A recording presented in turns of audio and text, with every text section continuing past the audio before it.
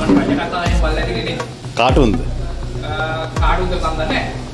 සාමාන්‍ය යුවරජ කෙනෙක් ළඟ තියාගෙන ඉන්නකොට පිටිපස්සෙන් පොඩි මොන වගේ හැඟීමක් දෙන්නේ සාමාන්‍යයෙන්? නැද එහෙම හිතන් ඉන්න ගොඩාක් අය මේ රටේ ඉන්නවා. දැන් අපි ගත්තොත් ආණ්ඩු පක්ෂෙත් ජනාධිපතිවරයා ඉන්නවා. හැබැයි ඉතින් ආණ්ඩුවෙත් ජනාධිපතිවරයා කියලා හිතන් ඉන්න බොහෝ අය ඉස්සරහ පුටේ වාඩි වෙලා ඉන්නවා. ඒක මේ රටේ දේශපාලන ස්වභාවය. හැබැයි නිලනොල ජනාධිපතිවරේ හත් වෙන්න යනවා කියලා ඒක නෙමෙයි වැරදි දිලා ගන්න කියනවා. සාමාන්‍ය රාජපක්ෂ වැරදි දිලා 2009 ජනාධිපති වුණොත් නිලනොල ජනාධිපතිවරේ පිටිපස්සේ ෂෝල් එක උඩින් ඉන්නකොට පොඩි කොයි වගේ එකක්ද දැනෙන්නේ? ඉතින් මේ රටේ බයි කඳවුර ජයග්‍රහණය කරනවා කියන්නේ මේ රටේ පුරවැසියා දිනනවා කියන එක. ඉතින් නාම රාජපක්ෂගේ ප්‍රතිපත්ති මේ රටේ ජනතාවාදී ප්‍රතිපත්ති එක්ක අපි යන්නේ. දැන් මහින්ද රාජපක්ෂ ජනාධිපතිතුමා ප්‍රතිපත්තිම තමයි.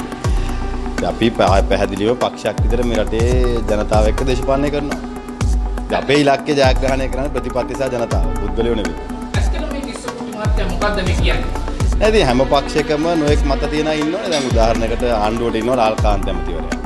ඒ වගේ අපිටත් ඉන්නවා තිසකුටි ඇමතිවරයා. දැන් මේ වගේ නිය මාධ්‍ය වාර්තා කරලා තිබ්බ මේ නිසා මේ ලේකම්තුමා විසින් අවවාද කරන්නේ. ඔව්. නෑ පැහැදිලිවම පක්ෂයක් විදිහට අපි විශ්වාස කරන අපේ විනය ආරක්ෂා කරගත යුතුයි.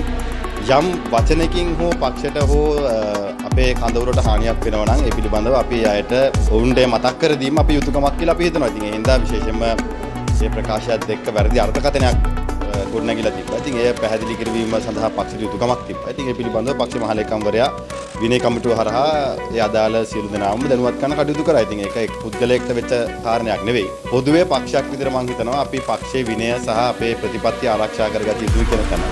ඉතින් ඒ තැන අපි ඉන්නවා.